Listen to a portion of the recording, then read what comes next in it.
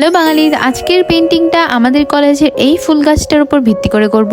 তোমরা যারা এই ফুল গাছটার নাম জানো কমেন্টে অবশ্যই বলে দিও। আমি আসলে এই ফুল গাছটার নাম জানি না, সো সেই নাম না জানা ফুলের আজকে পেন্টিংটা আমি করব। যদিও আমি প্রো আর্টিস্ট না, আমি এইটাকে একদম রিয়েলিস্টিক ভাবে তো করতে পারবো না, বাট আমার দ্বারা যতটুকু সম্ভব আমি ট্রাই করব।